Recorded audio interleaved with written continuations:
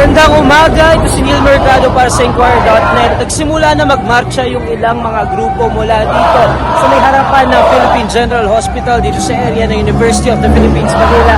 Papunta doon sa Luneta Park dito nga sa may lungsod ng Maynila. Yung Luneta Park, isa yan doon sa dalawang magiging venue ng mga main protests ngayong araw. So let's just quickly give you a picture kung ano yung expected na mangyari ngayong araw. So itong mga grupong ito, nagmamarcha na nga papunta doon sa Luneta, but it's important to note na hindi lamang ito yung mga magmamarcha at a-attend ng rally papunta doon, because as early as 6 a.m. meron na mga gathering kanina dito sa may Baclaran Church, sa may Paranaque, sa may Mall of Asia, dito sa may Pasay, at yung mga grupo na yon kasama rin doon sa mga attend ng protesta dito sa may Luneta Park to denounce itong alleged corruption na nangyayari sa ating gobyerno, kaugnay na rin ng mga anomalous na flood control projects natin na currently being investigated by the government. Binabasa natin yung mga placards kanina, and really the call is very strong. Napakalinaw din ng mensahe na gusto nilang iparating na huwag kurakutin yung pera ng taong bayan. Nasayang yung pera, kasi yung pera sana na magagamit natin sa different services napupunta lamang doon sa bulsa ng iilan. So the call is very clear. They are saying na instead na sa bulsa ng iilan mapunta yung ating kaperahan, they could be used especially dito sa sektor ng edukasyon. Because it's important to note na itong mga grupo na ito, karamihan dito ay galing doon sa education sectors. Ito ay mga galing sa mga student organizations, and talagang they are making their call very clear dito sa ating gobyerno. Itaboy natin, linisin natin mula sa korupsyon yung ating gobyerno, dahil sayang yung ating sanang pera na magagamit para sa sayang yung pera na magagamit sana para sa ating mga services.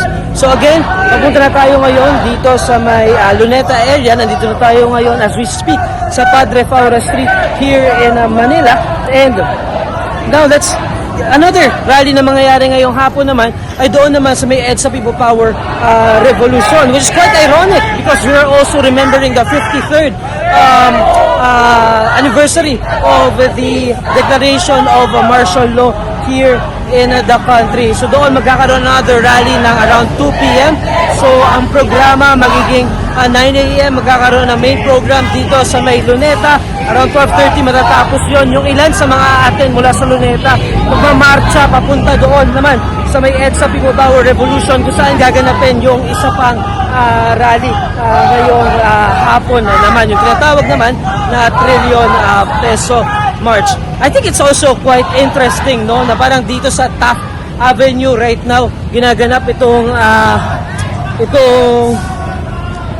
kilos protesta na itong marcha na ito, no, because notorious itong Taft Avenue na isa sa mga binabaha talaga dito sa lungsod ng Maynila. Kahit may kaunting pagulan lang, naging inside joke na nga yun na parang Taft River yung tinatawag dito, dahil kaunting pagulan lamang baha na kaagad dito. So it's quite ironic that we're marching to Luneta through Taft Avenue, and I think that there's also a story to tell right there, no? Binabasa natin kanina nga yung mga placards dito. Isa-isa, pagamutan ng bayan, lumalaban, really from different sectors ang ating nakikita at present ngayong araw. So you might be asking ngayon, how about security? How about security? Wala naman tayo nakikitang kapulisan sa ngayon, although the Philippine National Police has said na they will be deploying around 50,000 of their personnel. Kanina doon sa Menjola, may mga nakastation na doon. But right here, dito sa may Taft Avenue, parang hindi naman walang pumipigil dito sa mga nagkikilos protesta ngayong araw. Pagdating naman dito sa transport, the protesters are occupying half of Taft Avenue right now, itong side na papunta sa Luneta. So bukas naman ito sa ating mga motorista, although if gusto nyo na mas smooth siguro na pagbiyahe, you might want to check alternate routes, although if you also want to join the protest pero you cannot walk physically, perhaps pwede na kayo dumaan dito, no? Pakita yung suporta dito sa mga protesta, because itong protesta ngayong araw, it's said na this might be the biggest demonstration of people ever since the People Power Revolution. Again, today we remember the 53rd anniversary of the declaration of the martial law, and it's quite interesting and compelling in a way na we'll be having perhaps the biggest demonstration since the People Power Revolution. So we'll be giving you more updates as we move forward. This is Neil Mercado for Inquirer.net.